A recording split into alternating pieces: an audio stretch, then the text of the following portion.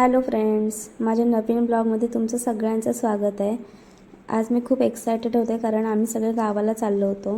खूप दिवसानंतर आम्ही सगळ्या बहिणी एकत्र प्रवास करत होतो। गावाला जायचा प्लॅन खूप दिवसांपासून चालू होता। फायनली आज निघालो।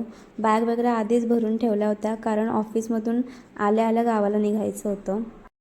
आमची 8:45ची बस होती। आम्ही सगळ्या वेळेत स्वारगेटला पोहोचलो होतो आणि बसची वाट बघत होतो। नंतर बस 1 तासभर लेट आली। खूप कंटाळा होता। सगळे ऑफिसमधून आले होते त्यामुळे सगळे दमलेले दिसतात तुम्हाला।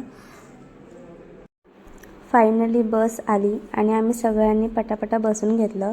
आमची सीट्स बुक केल्या होत्या त्यामुळे व्यवस्थित बसायला जागा होती। गावाला जायचा प्रवास चालू झाला। आम्ही कोणीच जेवण करून आलो नव्हतो। पार्सल घेतलं होतं। मग बाहेरचा वेव एन्जॉय करत करत खाऊन घेतलं।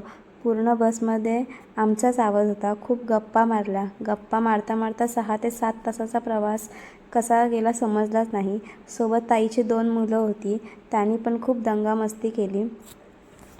7 तासाच्या प्रवासानंतर फायनली आम्ही चिपळूणला पोहोचलो। आमचे भाऊ आले होते आम्हाला चिपळूण स्टँडवरती घ्यायला। सकाळचे 5 वाजले होते। खूप थंडी पडली होती। प्रवास करून सगळेच दमले होते। आम्ही तिथे स्टँडवरती गरमागरम चहा घेतला आणि मग घरी जायला निघालो।